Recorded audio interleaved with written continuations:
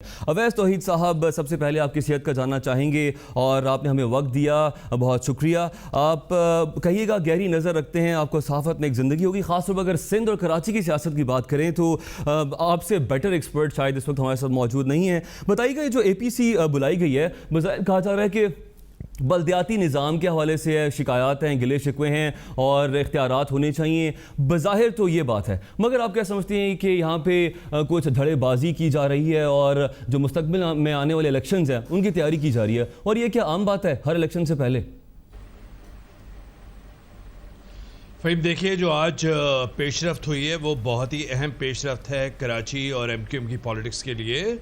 इसमें MQM हकीकी जो 1990 के अंदर अल्ताफ़ हुसैन की पॉलिसी से मुनारिफ होकर जो है वो उन्होंने अपना एक धड़ा बना लिया था MQM हकीकी के नाम से, जिसको आफाक अहमद लीड कर रहे थे। फिर 92 के अंदर जब फ़ौज ने ऑपरेशन किया तो MQM हकीकी पे काफ़ी इल्ज़ामात लगे कि वो फ़ौज के कंधे पर कराची के अंदर आना चाह रही हैं, या फ़ौज पे जो इल्ज़ामात लगे ऑपरेशन के हवाले से।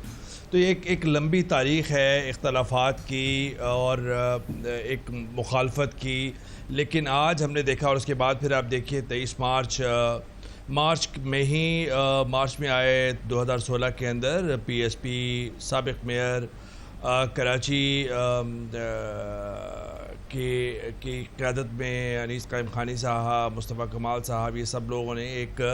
अलग धड़ा बनाया और उसका नाम PSP रखा, पाक सरज़मीन पार्टी। और उसकी भी मुखालफत की बुनियाद जो थी वो अल्ताफ़ हुसैन से थी, जिन्हें वो गद्दार पाकिस्तान कह रहे थे, जिन्हें वो कह रहे थे कि कत्ल गारत करी, और उसके साथ साथ इल्ज़ामात लगा रहे थे कि इंडिया के साथ मुबैना उनके इल्ज़ामात हैं रॉ के साथ, so on and so fourth. अब आप देखिए कि जो आज पेशरफ्त हुई है वो बहुत पेशरफ्त है। इसमें ना टूटी सड़कों का मामला है, ना और कोई मसला है, ना कुछ है। हम आज ही के फोकस पे जो आपका प्रोग्राम है उसी पे बात करेंगे, आज ही की पेशरफ्त पे। तो इस सियासी पेशरफ्त है, उसमें MQM पाकिस्तान को कल 22 अगस्त को 1 साल हो जाएगा, और 22 अगस्त वो दिन है जब अल्ताफ़ हुसैन ने अपने पाँव पे कुल्हाड़ी मारी, और जो इल्ज़ामात उन पे लग रहे थे गुज़िश्ता 2-3 दिहाइयों में, उसको सही साबित उन्होंने किया अपनी तकरीर में, जो उन्होंने अपनी मुतनाज़ तकरीर की। उसके बाद MQM पाकिस्तान अलहदा हो गई,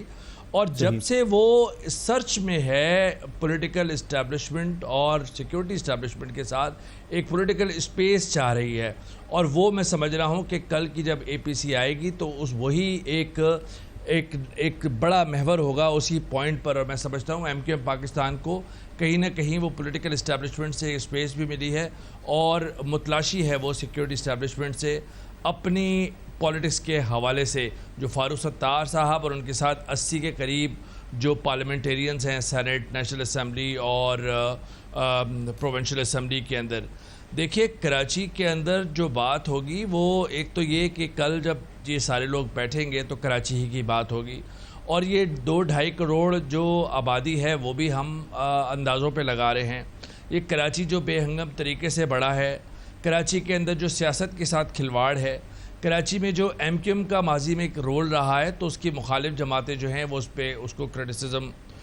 करेंगी, हदफ भी बना रही हैं, हदफ भी बनाएंगी, और ये इल्ज़ामात लगा रही हैं MQM पाकिस्तान पे कि वो अब तक खुल के मुखालफत नहीं कर पाए हैं, या अल्ताफ़ हुसैन के साथ लाताल्लुकी का ऐलान। मेरा ये ख्याल है कि कल का दिन जो है वो अहम है MQM पाकिस्तान की पॉलिटिक्स के लिए, और कहीं ना कहीं वो अपनी जो आइडेंटिटी है, जो आइडेंटिटी क्राइसिस था, उसको ख़त्म करेंगी। और मैं समझता हूँ कि बहुत सही बड़ी पेशरफ्त है। और ये तीनों धड़े जो आए हैं तो वो उससे एक मुख्तसर सी बात करने दीजिए। मैं ये समझता हूँ कि जो एक खिला पैदा हुआ था